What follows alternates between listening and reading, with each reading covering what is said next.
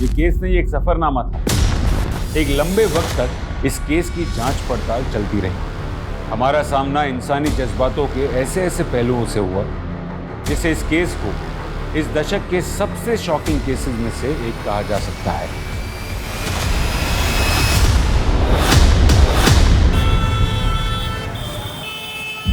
लोगों की भीड़ में भी कई बार हम अकेले होते हैं।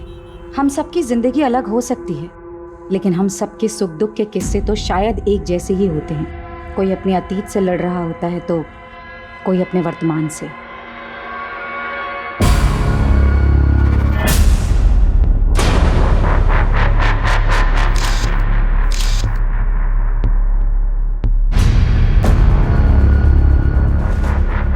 कहने को जिंदगी पल भर में नहीं बदलती, लेकिन कई बार जिंदगी का एक पल सब कुछ बदल देता है। विक्रम जी अंदर? हाँ जी अंदर है। ओके।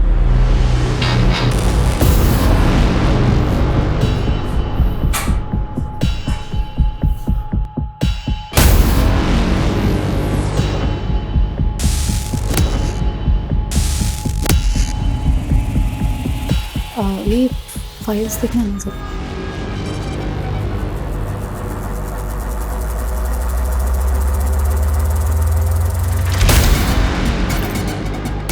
अरे आर यू ऑल राइट? जी ओके।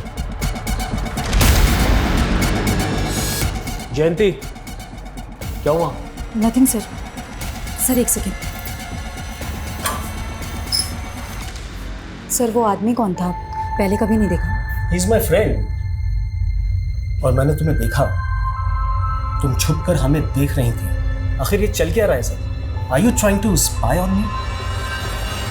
यस, बिकॉज रीमा 3 दिन से ऑफिस नहीं आ रही है सर, और उसका फोन भी बंद आ रहा है। आखिरी बार तो आप ही के साथ थी ना? कहाँ है रीमा?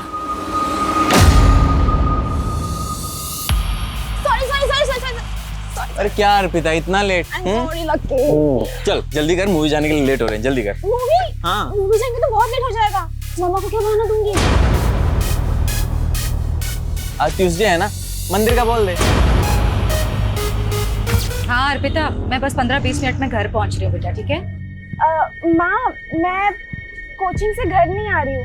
वो हाईवे वाला मंदिर है ना, वहाँ जा रही हूँ अपने फ्रेंड्स के साथ। अरे इतनी दूर जाने की क्या जरूरत थी? माँ, एग्जाम के लिए मन्नत मांगी थी। मुझे बता देती ना बेटा, मैं साथ चल देती। माँ, मन्नत बताने से पूरी थोड़ी होती है। ठीक है, संभाल के आ। भैया हाईवे वाले मंदिर पे चलो।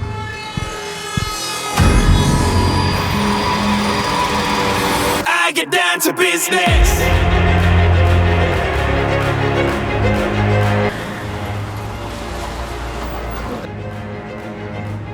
Number you have called is currently not reachable. Please try again later. Thank you. ये लड़की ना। I get down, get down.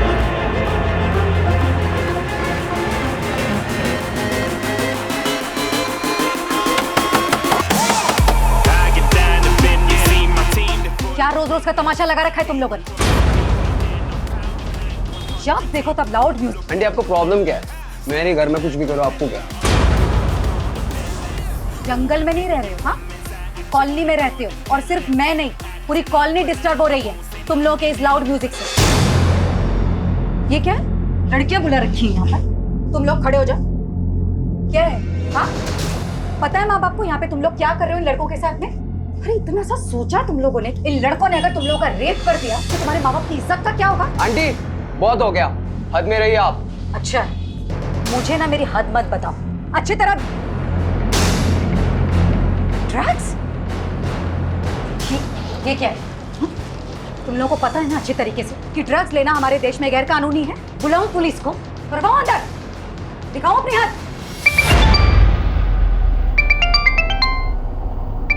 Music कम करना, समझ में आ रही है बात? हेलो, आप किधर है तू? मैं तो कब के घर पहुँच गई हूँ। इनफैक्ट आप कहाँ हो?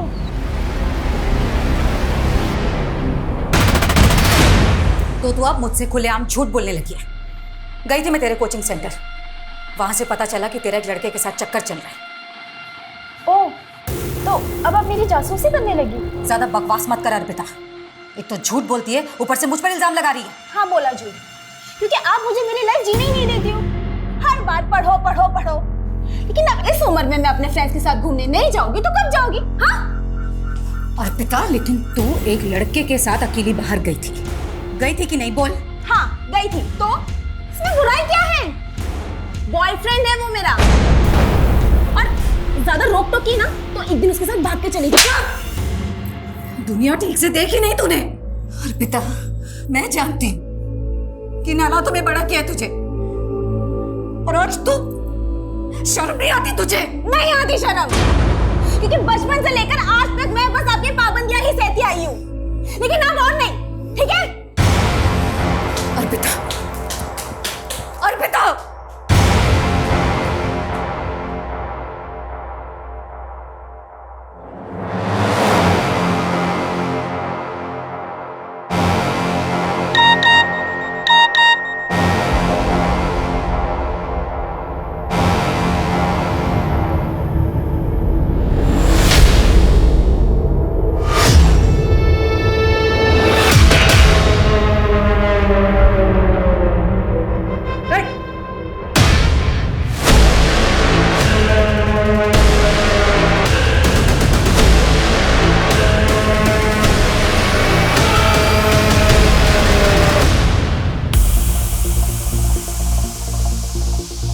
अरे यार अर्पिता, अपसेट क्यों हो रही हो? तुमने कुछ भी गलत नहीं किया है। यार अगर आज मेरे पापा जिंदा होते ना तो मेरे साथ ऐसा बिल्कुल नहीं होता। Let's have a drink, okay? मैं नहीं करती ड्रिंक। अरे लेकिन अभी तुम्हें इसकी जरूरत है ना, तो पियो और सब कुछ भूल जाओ, ओके? अरे पियो यार, पियो। हाँ, शुरू में कड़वा लगेगा, अभी ठीक हो जाएगा। पूरा पियो।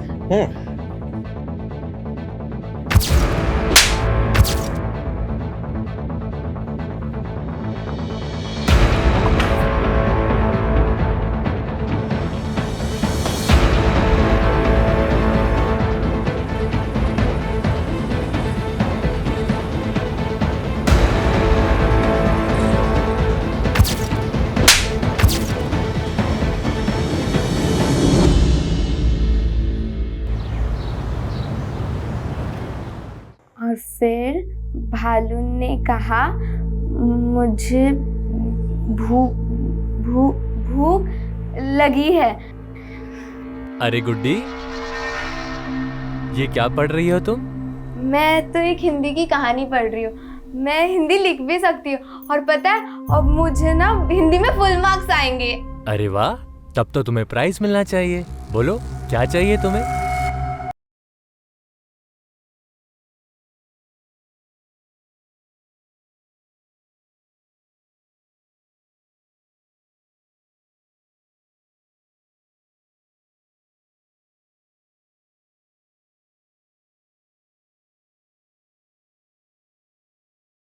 मुझे तो मून पर जाना है। अच्छा, लेकिन उसके लिए तो तुम्हें एस्ट्रोनॉट बनना पड़ेगा। लेकिन मैं एस्ट्रोनॉट कैसे बनूंगी? उसके लिए तुम्हें बस एक छोटा सा टेस्ट देना होगा। कैसा टेस्ट? देखो, मैं तुम्हारी बॉडी को चेक करूंगा, और जिसकी बॉडी में 5 तिल होते हैं ना, वो एस्ट्रोनॉट बन सकता है। तो चलो अपने तिल दिखाओ।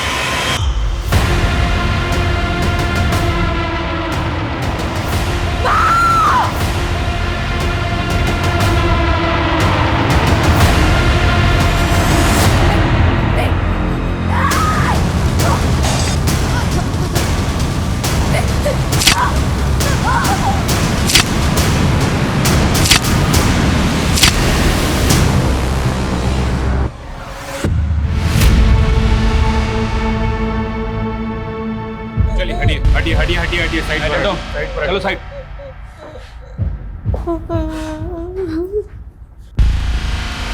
पूरा घर चेक कर। त्यागी किसी धारदार चीज से मारा गया है, मल्टीपल स्टैबिंग्स भी हैं। सर ये सब देखकर तो लग रहा है कि काफी स्ट्रगल हुआ है।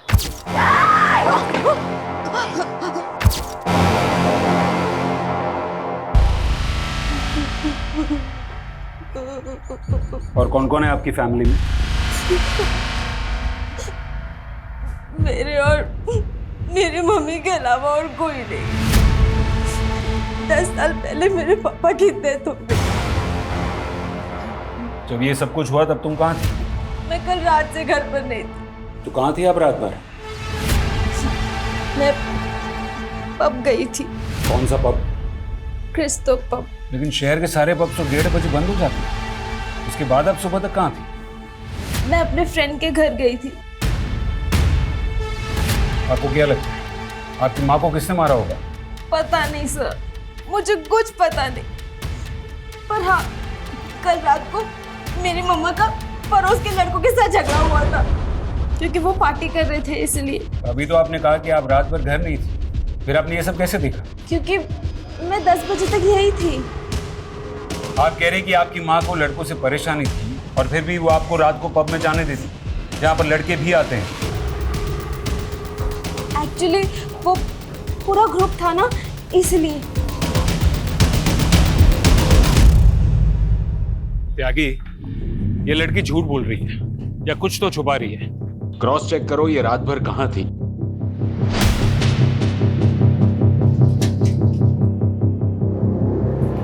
ये दोनों कहाँ हैं? पता नहीं सर, बहुत ही बिगड़े हुए लड़के हैं, दिन रात पार्टी करते थे। जयंती ने तो उनके मकान मालिक से भी शिकायत की थी कि वो घर खाली करा रहे। त्यागी, वो मकान मालिक से इन लड़कों का नंबर निकालो। नहीं, सर, घर में कहीं भी जयंती का फोन नहीं मिला, लेकिन ये लैपटॉप बैग मिला है। अर्पिता, तुम्हारी माँ का फोन कहाँ है? मुझे इस बारे में कुछ नहीं पता। कविता, तो क्या खूनी ने जानबूझकर जयंती का फोन गायब किया? इसका मतलब है फोन में जरूर कुछ ना कुछ है जो हमें खूनी तक ले जा सकता है।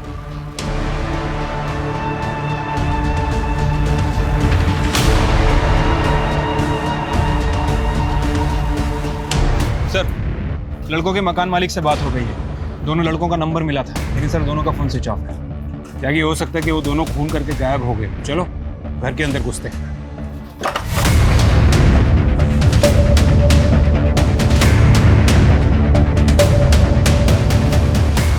घर चेक करो। सर, जाके फॉरेंसिक को बुलाओ और दोनों घर के फिंगरप्रिंट सैंपल ले लो और वो दोनों लड़कों की डिटेल निकालो और पता करो कि यहाँ पार्टी में दीपेश और राघव के साथ और कौन कौन मौजूद था। ठीक है सर।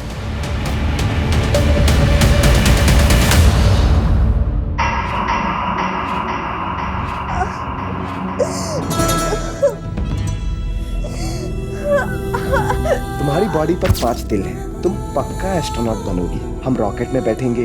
रॉकेट देखना है तुम्हें? गुड्डी, सो रही है बेटा? क्या हुआ?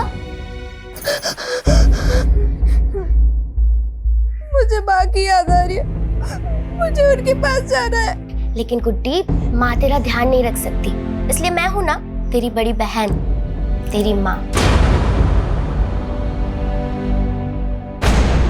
क्या हुआ गुड्डी? पेट क्यों पकड़ रखा है? मेरा पेट दर्द हो रहा है। स्कूल में इसने जरूर कुछ उल्टा सीधा खाया होगा, पक्की बात है। आपको कैसे पता? आप तो ऑफिस से अभी आ रहे हैं ना? अरे पागल हो क्या तुम? इसमें पता करने वाली क्या बात है? 1 नंबर की चटोरी है ये। स्कूल के बाहर ना इसने जरूर कुछ खाया होगा, पूछो इससे। गुड्डी खाया है कि नहीं?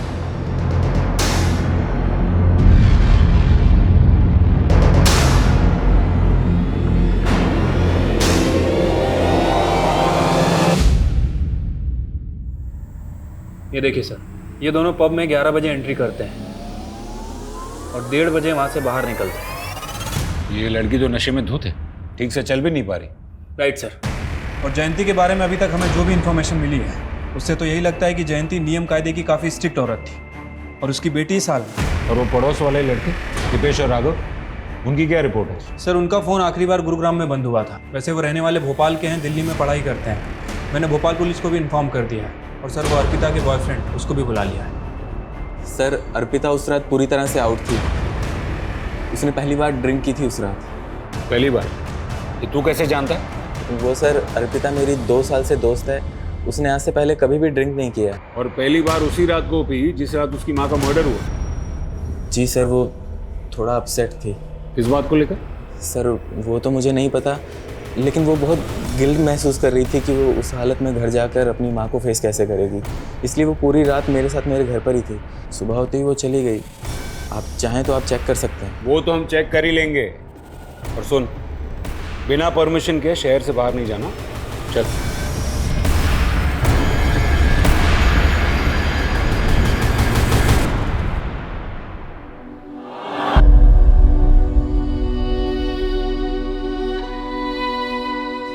पता है, खुश रहना, मस्त रहना सबसे बेस्ट होता है।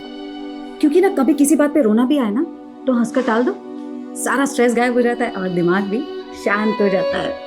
समझी?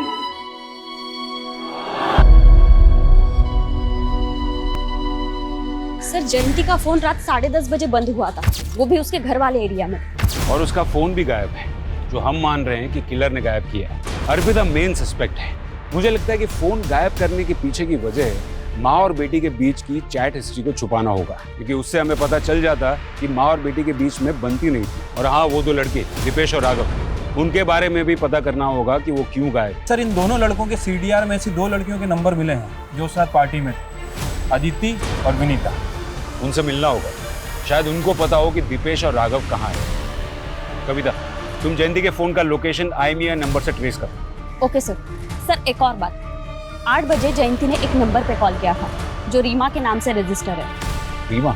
कौन रीमा? सर वो जयंती के साथ उसके ऑफिस में काम करती थी।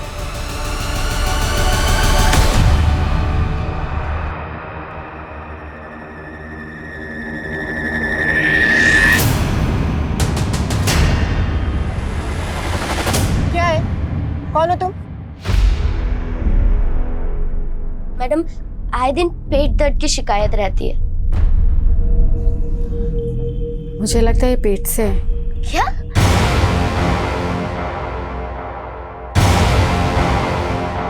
Hi ma'am, I am Suraj Sharma. I am match maker ma'am. मैं लोगों की शादियाँ करवाता हूँ। तो मैं क्या करूं? नहीं मैम, आपने मंगलसूत्र भी नहीं पहना है और मांग में सिंदूर भी नहीं है, तो ऑफकोर्स आप शादीशुदा तो नहीं होंगी ना। इससे तुम्हें क्या लेना देना? लेना देना है मैम। अगर आपने शादी नहीं की तो बच्चा कैसे पैदा कर लिया? ये क्या बकवास कर रहे हो तुम? चलो जाओ यहाँ से। मैम मेरी बात तो सुनिए। मैम मैम मैं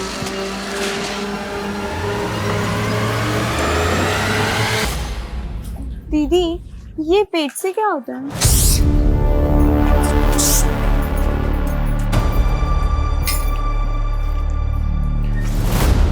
कहाँ गए थे तुम लोग? गुड्डी, क्या हो गया इसको? डॉक्टर के पास गए। गुड्डी 4 महीने प्रेग्नेंट है। क्या? इतने नादान क्या बन रहे हो? तुम्हें नहीं मालूम इस घर में तुम ही एक लौते आदमी हो? सच सच बताओ, तुमने रेप किया ना मेरी बहन को? सोच भी कैसे सकती है तुम उस छोटी सी बच्ची के साथ ये सब करना?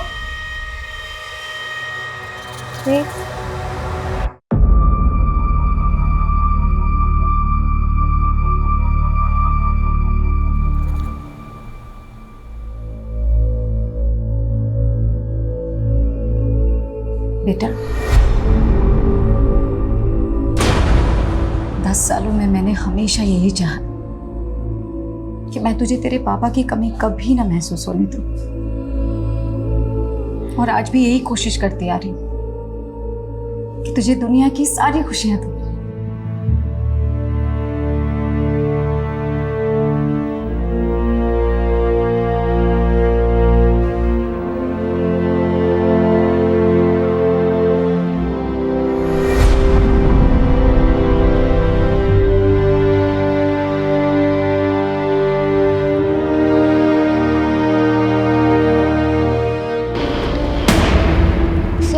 राघव और दीपेश के बारे में कुछ नहीं जानते हैं। अच्छा, कुछ नहीं जानते थे फिर भी उनके साथ पार्टी कर रहे थे? नहीं सर, हमारा मतलब है कि हमें उस मर्डर केस के बारे में कुछ नहीं मालूम है। फिर तो आप लोगों को ये भी मालूम नहीं होगा कि आप लोग वहाँ ड्रग्स ले रहे थे। नहीं सर, हम ड्रग्स नहीं ले रहे थे, वो तो राघव और दीपेश ले रहे थे। अच्छा, तो ये बताओ कि जयंती को किसने मारा? सर हमें नहीं पता, हम तो बस 2 बजे तक वहाँ पे थे। लेकिन हाँ, उससे कुछ देर पहले दीपेश ड्रिंक्स का जुगाड़ करने बाहर गया था और वो वापस नहीं लौटा, तो उसको देखने के लिए राघव भी बाहर गया और फिर दोनों साथ में आ गए वापस। उठो उठो उठो, चलो चलो चलो। कहाँ जा रहा है यार? अरे आगे का सेलिब्रेशन गुरुग्राम में करते हैं ना। हम नहीं गए सर, हम अपने घर चले गए, उसके बाद वो लोग गए थे। गुरुग्राम में वो कहाँ लेके जाने वाला था? सर कुछ नाम तो नहीं बताया था।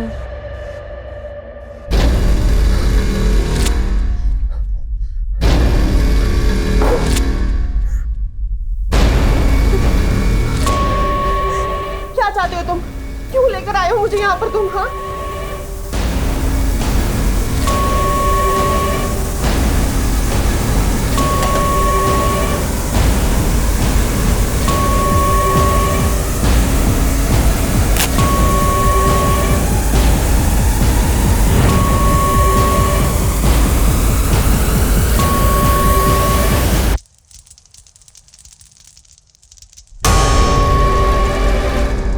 जयंती के बारे में सुनकर मुझे भी शौक लगा। बहुत ही नेक औरत थी। जयंती का ऑफिस में किसी से कोई इशू चल रहा था? I don't know. रीमा और आप? जी। जयंती ने हत्या के पहले करीब 8 बजे आपको कॉल किया था, क्या बात हुई थी? मैम एक्चुअली मेरी तबीयत खराब थी और उस दिन मैं ऑफिस भी नहीं आई थी, बस इसलिए मेरी हेल्थ के बारे में पूछ रही थी। जरूरत पड़ी तो दोबारा बात करेंगे। रीमा, मुझे पूरा अंदाजा है कि ऑफिस में तुम्हारे साथ क्या हो रहा है। सच सच बताओ, तुम्हारा बॉस तुम्हें मॉलेस्ट कर रहा है ना? जयंती प्लीज मुझे मेरे हाल पर छोड़ दो और तुम भी इस सब में मत पड़ो। अरे लेकिन क्यों ना पढ़ूं? आज तुम्हारे साथ ऐसा हो रहा है, कल किसी और ऑफिस कलीग के साथ ऐसा होगा।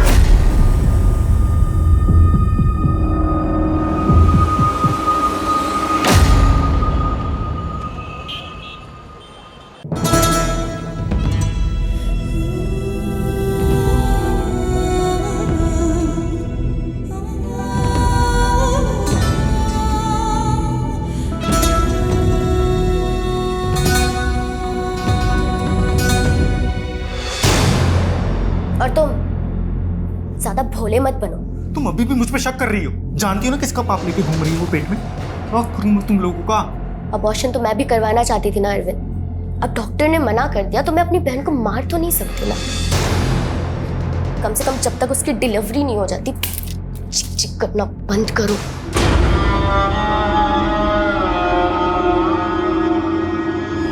सर, जयंती की पोस्टमार्टम रिपोर्ट के हिसाब से उसकी मौत रात में 1 बजे से 3 बजे के बीच में हुई और जयंती का फोन रात को 10:30 बजे बंद हुआ था।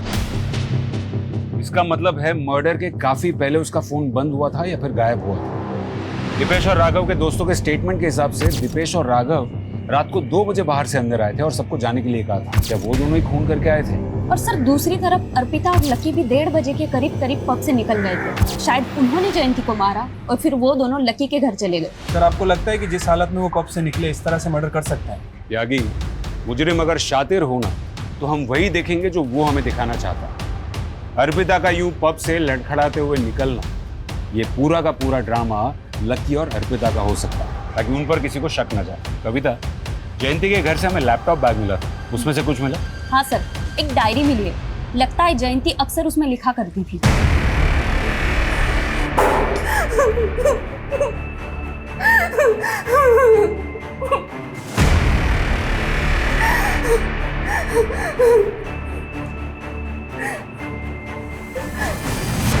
थोड़ा बादाम खाया करो।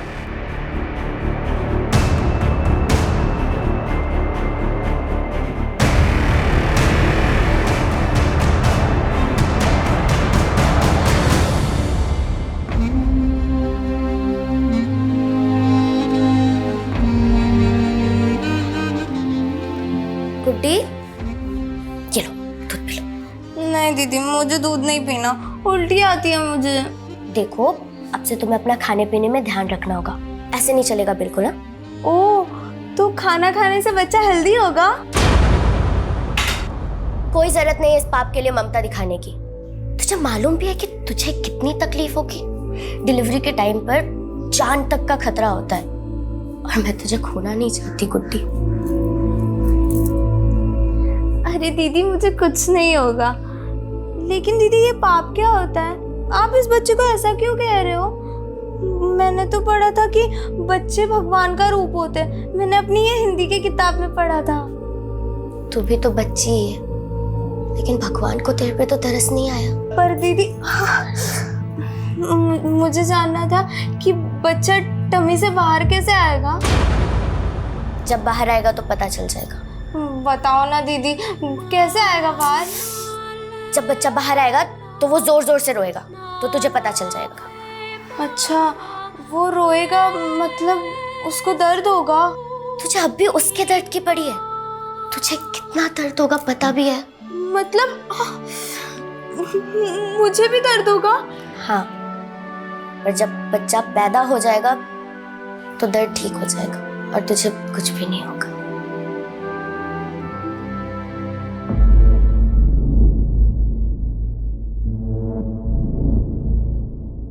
जब भी 25 जून आती है तो लगता है जैसे मेरे ऊपर एक बहुत बड़ा बोझ है जिसके तले दबी जा रही हूं। 10 साल पहले 25 जून को क्या हुआ था? मेरे पापा की डेथ हुई थी उस दिन। तो तुम्हारी माँ ने उनकी डायरी में ऐसा क्यों लिखा था कि 25 जून को उनका कोई बोझ उतर गया था? सर, मैंने उनकी डायरी कभी नहीं पढ़ी। नाम क्या था तुम्हारे पापा का? राजू। तुम्हारी मम्मी और पापा के बीच रिश्ता कैसा था? वैसे तो वो दोनों एक दूसरे से बहुत प्यार करते थे सर, लेकिन उनके बीच हमेशा झगड़ा होता रहता था। किस बात को लेकर? मेरे पापा का एक पैर काम नहीं करता था और वो एक छोटी सी फैक्ट्री में काम करते थे।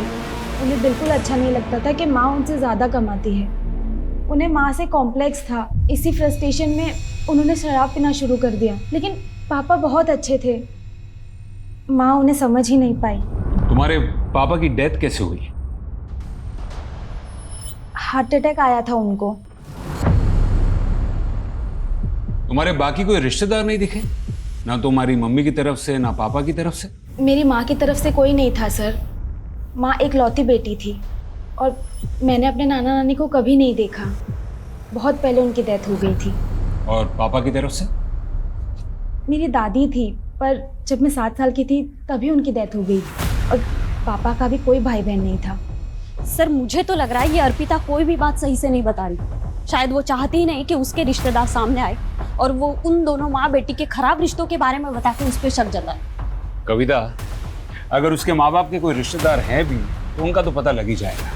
जयंती के सीडीआर रिपोर्ट में मौजूद हर एक नंबर की डिटेल निकालो।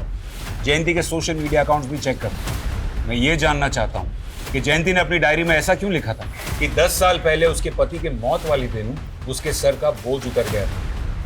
क्या जयंती के पति की मौत के पीछे कोई राज छुपा था? राजू छोड़ो मुझे, छोड़ो मुझे राजू, राजू। अर्पिता, अर्पिता, तेरे पापा को अटैक आया। मैं डॉक्टर को लेके आती हूँ। हाँ, तू ध्यान रखना।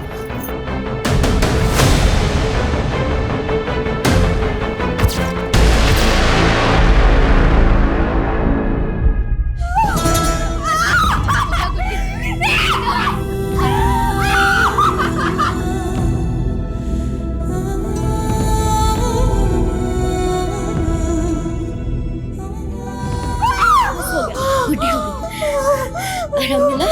हाँ बेटा, गुड्डी ठीक है? दीदी, बच्चे की रोने की आवाज क्यों नहीं आ रही?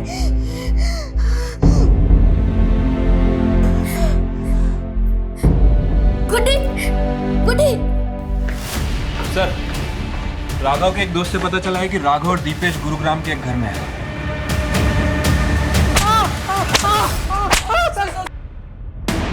सर, हमने कुछ नहीं किया। हम कुछ नहीं जानते। कुछ नहीं जानते फिर भाग क्यों रहे थे?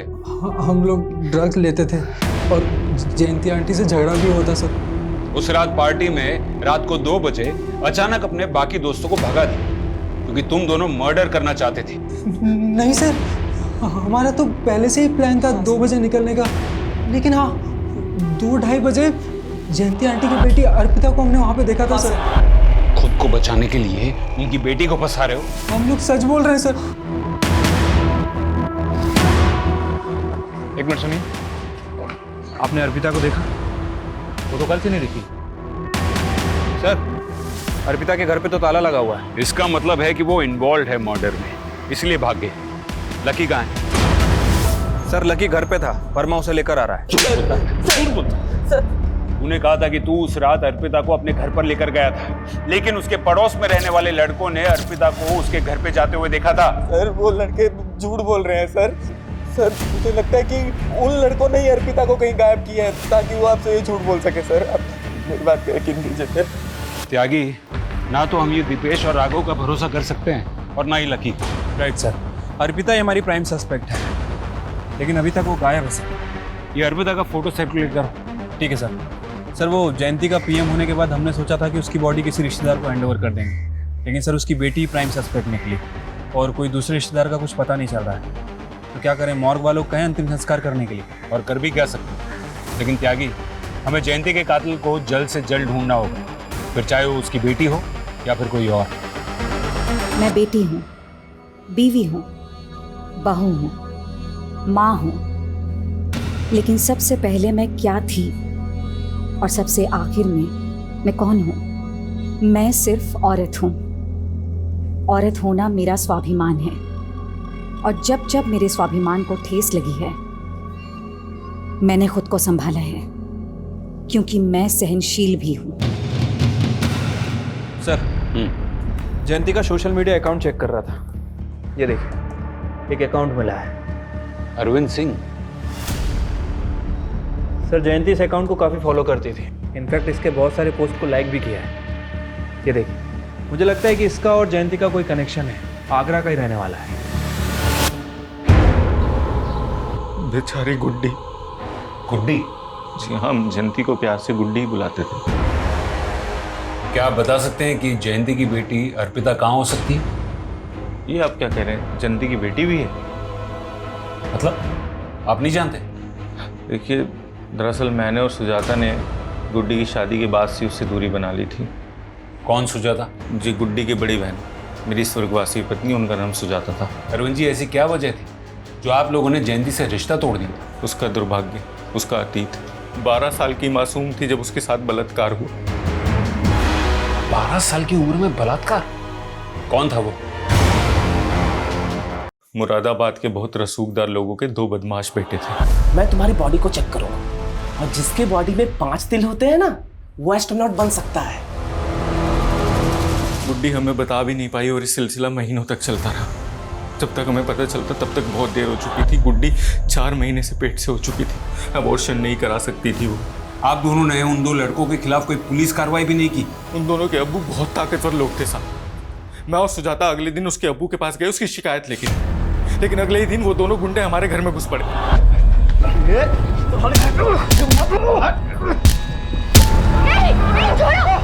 अगर पुलिस के पास जाने का सोचा भी ना, तो वो अंजाम होगा तुम लोग का जो तुम लोग सपनों में भी नहीं सोच सकते। रातों रात हम घर छोड़ के भागे और एक दूसरे शहर में किराए के मकान पे रहने लगे। वहीं पे गुड्डी ने एक बच्चे को जन्म दिया और फिर उसने वहीं पे शादी कर ली।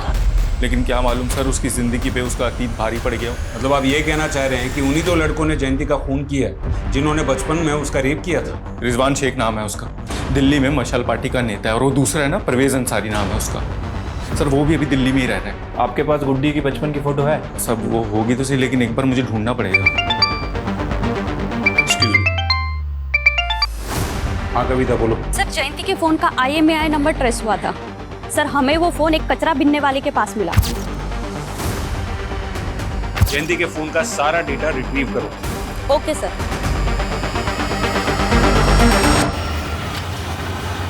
सर, ये रिजवान शेख पॉलिटिकल लीडर है और Parvez Ansari income tax department में deputy director. Are you all right? Sir, मान लेते हैं कि इन दोनों में से किसी ने कुछ किया है, तो फिर ये अर्पिता क्यों गायब है?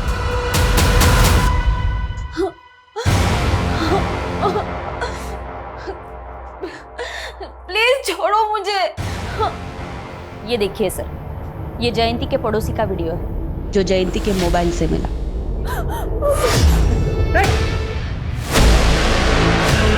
सर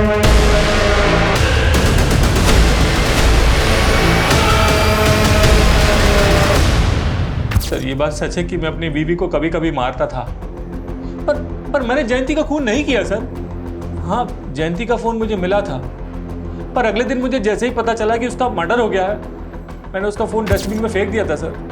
ये टेढ़ी खीर है, आसानी से नहीं उगले। तोड़ो इसको। ओके ठीक है।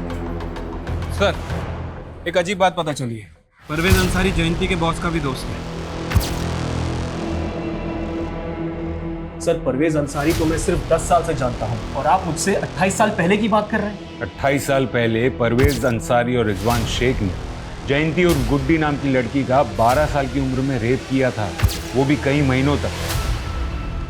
इसको जानते हैं? नो। चलो इसको नहीं जानते हैं, परवेज अंसारी को तो जानते हैं। इसका मतलब आप रिजवान शेख को भी जानते होंगे। सर, बड़े नेता है, मैं क्या सभी जानते हैं। हाँ, परवेज ने एक बार बताया था कि वो उनके बचपन का दोस्त है। और आप उन दोनों के दोस्त। इसका ये मतलब है कि जयंती के मर्डर में उन दोनों के साथ आप भी इन्वॉल्व हैं। सर, क्या कुछ का कुछ बोलते चले जा रहे हैं? कोई सबूत है आपके पास? जल्दी दिखा देंगे।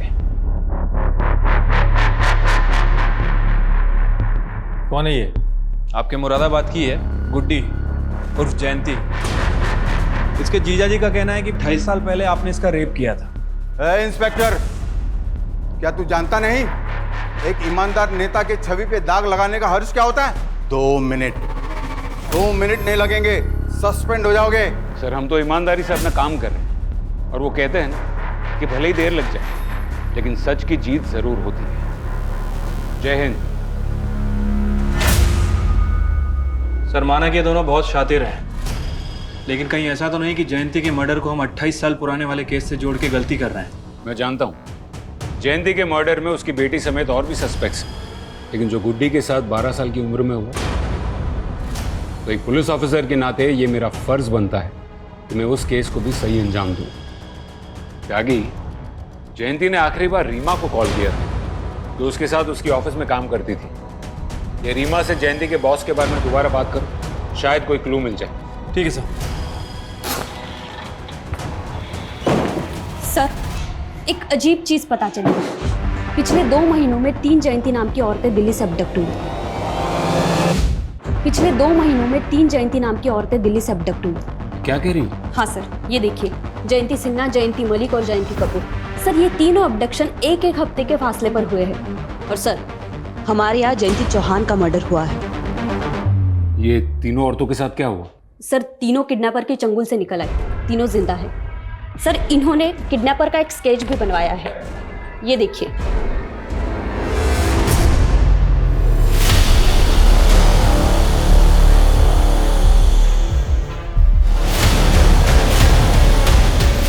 सर, मुझे तो अभी तक ये समझ में नहीं आ रहा कि उसने मुझे किडनैप क्यों किया था।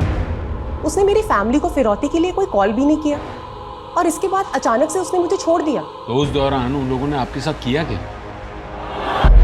यही है क्या? नहीं, मुझे नहीं लगता। ये क्या कर रहे हो तुम? ये आपने चूड़ी पहचाना? एक बार आप याद करके देखो। क्या चूड़ियां दिखा रहा था? जी सर, छोटी बच्चियों की लाल चूड़ियां दिखा रहा था और बार बार बस यही पूछ रहा था कि क्या मैं उन लाल चूड़ियों को पहचानती हूँ। जयंती जी, वो आपको कहाँ लेके गया था? सर, मैंने पुलिस को पहले भी बताया है, उसने मुझे आंखों पे पट्टी बांधकर किडनैप किया था और आंखों पे पट्टी बांधकर ही उसने मुझे जंगल में छोड़ दिया।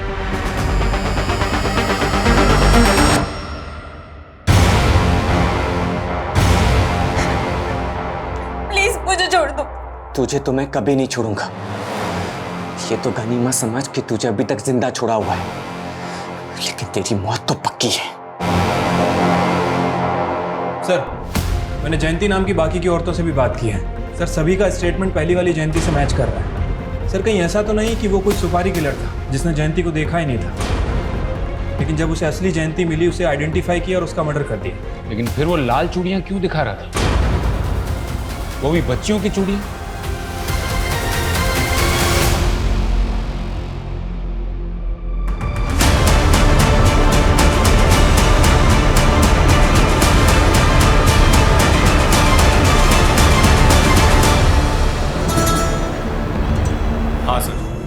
बचपन में गुड्डी हमेशा लाल चूड़ियाँ पहना करती थी। उसे लाल चूड़ियाँ बहुत पसंद थी, लेकिन जब दानिश भाई के घर से हम निकले थे तो उसकी चूड़ियाँ वहीं छूट गई थी। कौन दानिश? सर दरअसल बच्चा पैदा होने के बाद मैं, सुजाता और गुड्डी हम तीनों फरीदाबाद में शिफ्ट हो गए थे। दानिश भाई के घर पे किराए पे रहने लगे थे। मेरे गोलू, अरविंद जी, अरे अस्सलाम वालेकुम। नमस्ते, आइए ना। अरे वो किराया। हाँ सुजाता। अरे कितना प्यारा बच्चा है, माशाल्लाह माशाल्लाह। कितनी उम्र है बच्चे की? अभी 1 साल का हुआ है, मेरा बेटा है। अरे वाह वाह वाह वाह। ये रेंट। शुक्रिया। चलिए दोबारा आइएगा। हाँ हाँ। जीजू, आपने ऐसा क्यों कहा कि ये आपका बेटा है? ये तो मेरा बेटा है ना। गुड्डी, तुझे कितने बार समझाया ना कि तू बिना शादी किए माँ बनी है, और वो भी इतनी सी उम्र में। भूल से भी किसी को ये मत कहना कि ये तेरा बेटा है, समझी?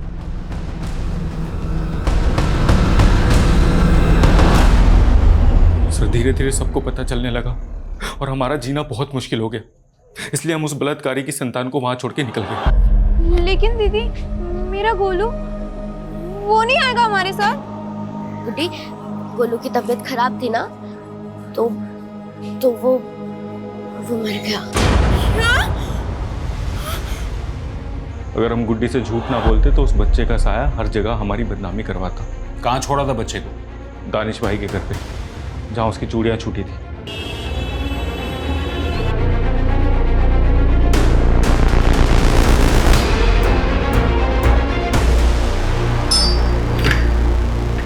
दानिश जी, आप? दिल्ली पुलिस। दिल्ली? आप कैसे आप कहाँ?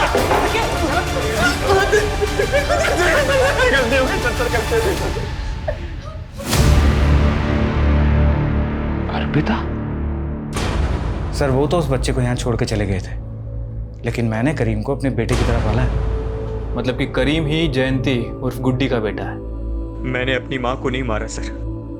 बचपन से लोग मुझे चिढ़ाते थे कि मेरा बाप कौन है। लोग कहते थे कि मैं नाजायज औलाद हूँ, लवारिस हूँ। इसलिए सर मैंने बचपन में ठान लिया था कि मैं अपनी माँ को ढूंढ के रहूँगा। सर मुझे सिर्फ इतना पता है कि उस लड़की का नाम जयंती था, बाकी उसके दीदी और जीजा जी उसे गुड्डी कह के बुलाते थे। तो तुम जयंती नाम की औरतों का पता लगाकर उन्हें अगवा कर रहे थे? उस दिन उनका किडनैप नहीं कर पाया था मैं, इसलिए सर मैं सीधा उनके घर पे चला गया।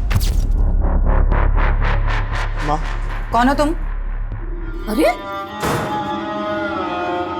28 साल से आपने मुझे देखा नहीं ना, इसलिए आप मुझे पहचान नहीं पाई। तुम बोल क्या रहे हो तुम? हाँ? और हो कौन? गोलू, आपका गोलू माँ।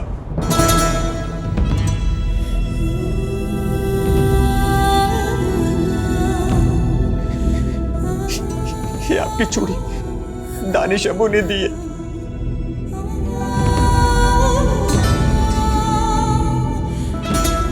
एक बार कह दो कि आपने मुझे पहचान लिया।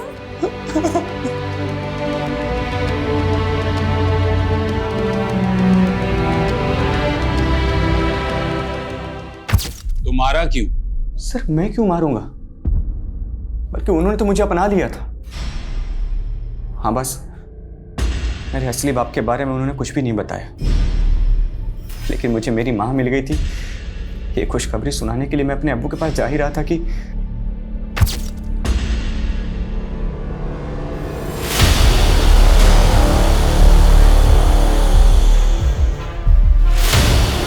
अर्पिता,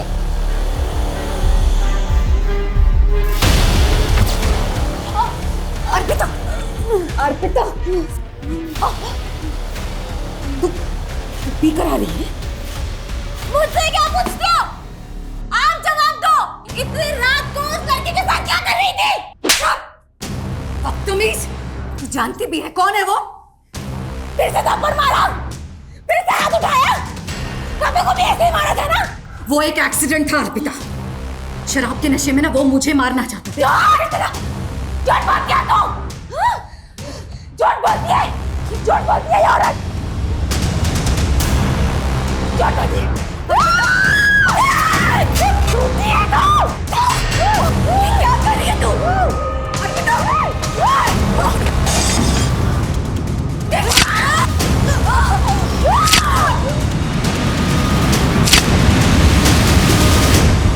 त्यागी जानता था ना कि मर्डर तुमने किया है।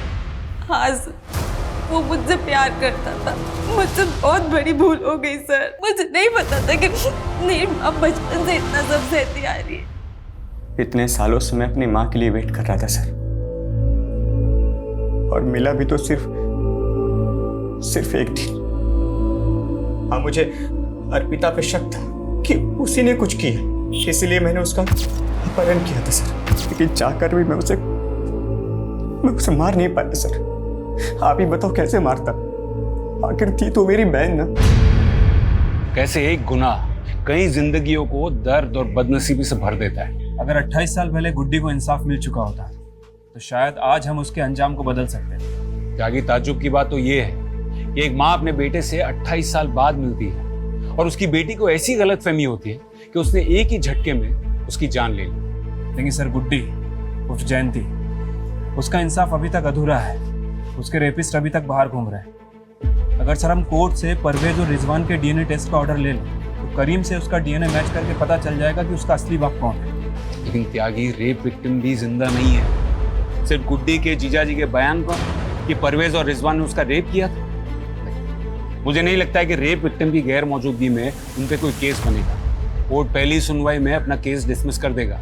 मतलब सर 28 साल के बाद भी गुड्डी को इंसाफ नहीं मिलेगा। सर, रीमा ने नया बयान दिया। रीमा का कहना है कि उसका बॉस विक्रम उसे मोलेस्ट करता था। सर, विक्रम ने अपने दोनों दोस्त रिजवान और परवेज के साथ मिलकर उसे एक फार्म हाउस पे ले जाकर फोर्स सेक्स के लिए मजबूर किया। लेकिन सर, रीमा कोर्ट में बयान देने के लिए रेडी है। तो अब हमें परवेज और रिजवान की डीएनए टेस्ट की परमिशन मिल जाएगी। सच चाहे जितना छुपा लो, एक ना एक दिन तो बाहर निकल ही आता है।